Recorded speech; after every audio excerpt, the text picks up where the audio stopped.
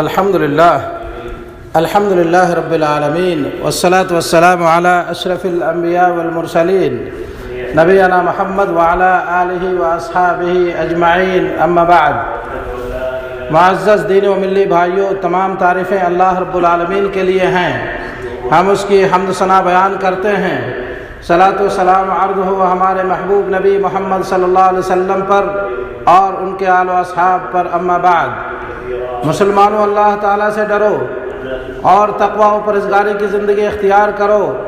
ارشاد باری تعالیٰ ہے، یا ایھا الناس اتقوا ربکم الذی خلقکم من نفس واحدہ وخلق منها زوجها وبث منهما رجالا كثيرا ونساء واتقوا الله الذي تساءلون به والارحام ان اللہ کان علیکم رقیبا۔ دینی بھائیوں، ہم انشاءاللہ ان قریب ماہ رمضان کے آخری عشرے کا استقبال کرنے والے ہیں، جس کی بہت زیادہ فضیلت بیان کی گئی ہے، کیونکہ ان میں اللہ کی رحمت و خوشنودی اور جہنم کی آگ سے چھٹکارا حاصل کرنے کے مواقع ہیں۔ اس میں ایک بابرکت رات ہے جو 1000 مہینے سے افضل ہے۔ اللہ کے رسول صلی اللہ علیہ وسلم نے فرمایا، من قام لیلۃ القدر ایمانا واحتسابا غفر له ما تقدم من ذنبه، جس نے ایمان و احتساب کے ساتھ یعنی اجر و ثواب کی امید کے ساتھ شب قدر کی رات میں قیام کیا، اس کے گزشتہ تمام گناہوں کو معاف کر دیے جاتے ہیں۔ میرے بھائیوں، نبی کریم صلی اللہ علیہ وسلم رمضان کے آخری عشرے میں بہت زیادہ عبادت کیا کرتے تھے، عبادت کے لیے کمر کس لیا کرتے تھے۔ چنانچہ امہۃ المومنین عائشہ صدیقہ رضی اللہ عنہا فرماتی ہیں، جب رمضان کے آخری 10 دن شروع ہوتے تو رسول اللہ صلی اللہ علیہ وسلم عبادت کے لیے کمر بستہ ہو جاتے، راتوں کو جاگتے اور اپنے اہل و عیال کو بھی جگاتے تھے۔ بخاری و مسلم۔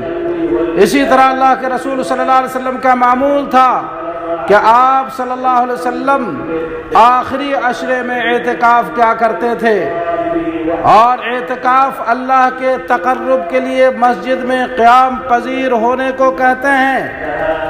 آپ صلی اللہ علیہ وسلم آخری عشرے میں اللہ تعالیٰ کی کما حقہ عبادت کرنے اور شب قدر کی رات کو پانے کے لیے مسجد میں اعتکاف کیا کرتے تھے، اور لوگوں سے کنارہ کشی اختیار کر کے اللہ سے اپنا تعلقات مضبوط کرتے تھے۔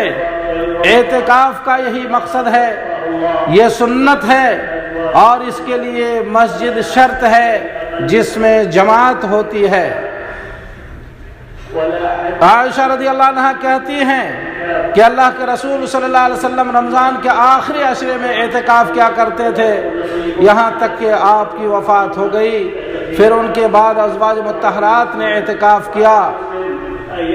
میرے بھائیوں، اعتکاف کے لیے مدت کی کم سے کم مدت کی حد نہیں ہے، اس لیے مسلمانوں کو چاہیے کہ رمضان کے آخری عشرے میں جتنا ممکن ہو سکے اعتکاف کرے، یعنی مسجد میں ٹھہرے اور زیادہ سے زیادہ وقت اللہ کے گھر میں گزارے، اور بکثرت دعا، ذکر، نماز و تلاوت کا اہتمام کرے، اور حتی الامکان اللہ رب العالمین سے اپنی قربت بڑھائے اور اللہ رب العالمین سے اپنا رشتہ و تعلق کو مضبوط کرے، اور آخرت کے لیے میرے بھائیو زیادہ زیادہ نیک توشہ جمع کرے۔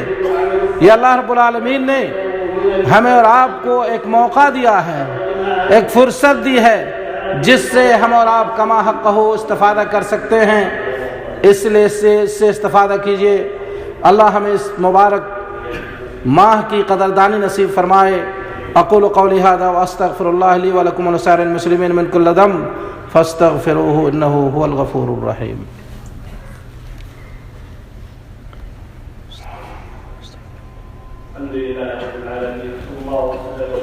الحمد للہ وکفی وسلام علی عبادہ الذین اصطفی، اما بعد۔ معزز دینی بھائیوں، ماہ رمضان کے بقیہ ان دنوں میں جن چیزوں کو ہمیں غنیمت جاننا چاہیے ان میں سے ایک زکوٰۃ کی ادائیگی ہے۔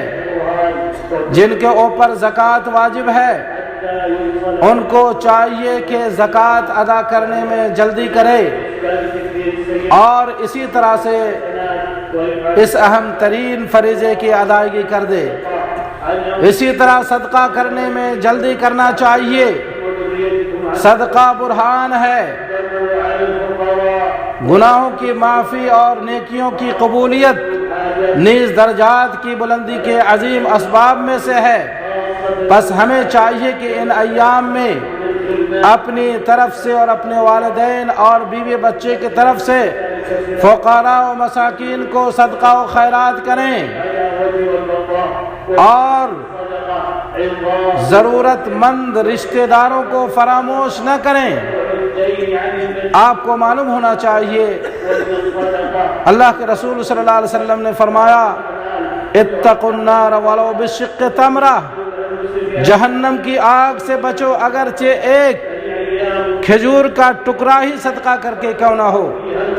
اس لیے میرے بھائیوں، ہمیں اور آپ کو چاہیے کہ ہم اور آپ صدقہ کریں، اللہ رب العالمین کے راستے میں اپنا پیسہ جتنا ممکن ہو خرچ کریں، اور جو فقیر نہیں ہیں ان کو مال دینے میں کوئی حرج نہیں ہے، خاص کر صلہ رحمی اور آپسی محبت کے لیے اور عداوت و دشمنی کو ختم کرنے کے لیے، اور عظیم صدقہ میں سے تنگ دست اور قرض دار کو صدقہ کرنا ہے، نیز قرض حسنہ دینا ہے۔ یہ تمام اعمال عظیم عبادات میں سے ہیں۔ دوستو، ان ایام میں اللہ کی رحمتیں نازل ہوتی ہیں، گناہیں معاف کی جاتی ہیں اور جنت کے دروازے کھولے جاتے ہیں۔ پس حاجت مندوں کو صدقہ کر کے اور آپسی الفت و محبت کو بڑھا کر حصول جنت کے لیے جلدی کریں۔ میرے بھائیوں، اسی طرح ان ایام میں غیر معروف لوگوں کو مال عطیہ کرنے سے احتیاط برتیں۔ ایسا کرنا نظاماً ممنوع ہے، اس میں اجتماعی، اقتصادی اور امنی خلاف ورزی ہے۔ مال ان کو دیا جائے جو معروف اور صادق ہیں، سچے ہیں۔ اسی طرح جود پلیٹ فارم کے ذریعے صدقہ کریں جو ضرورت مندوں کے لیے سکن وغیرہ کا انتظام کرتے ہیں۔ اسی طرح جمعیات خیریہ، مثلا تحفیظ القرآن الکریم، جمعیت تیسیر الزواج والیتام، اور اسی طرح سے دعوتی امور کے لیے صدقہ و عطیہ دیں۔ اس میں نیکی اور تقوی میں تعاون و مدد ہے، اور اللہ رب العالمین نے ہمیں اور آپ کو اس کا حکم دیا ہے۔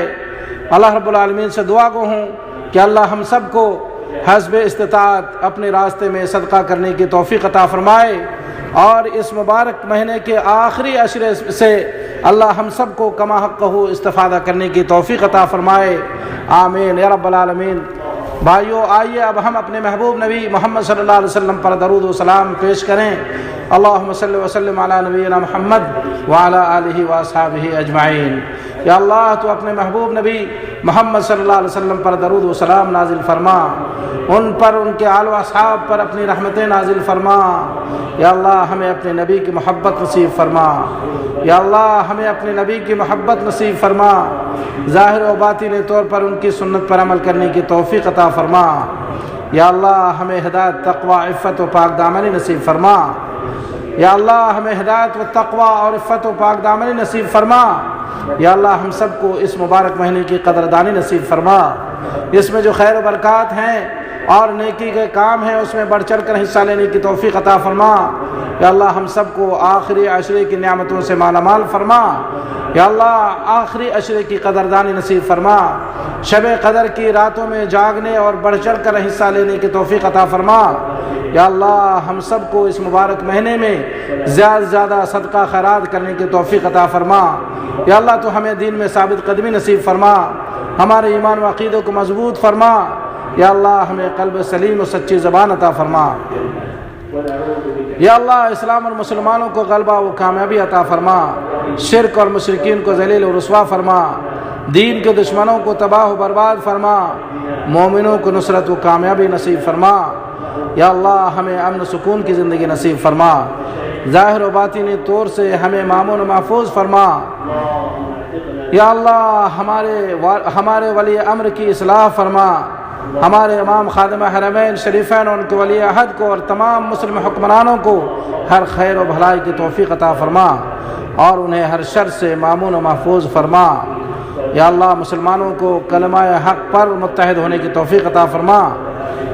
یا اللہ جو ہمارے ساتھ اور اسلام مسلمانوں کے ساتھ اور مسلم حکمرانوں کے ساتھ برا چاہے اس کو اپنے آپ میں مشغول فرما اور اس کے مکر و فریب کو انہی پر لوٹا۔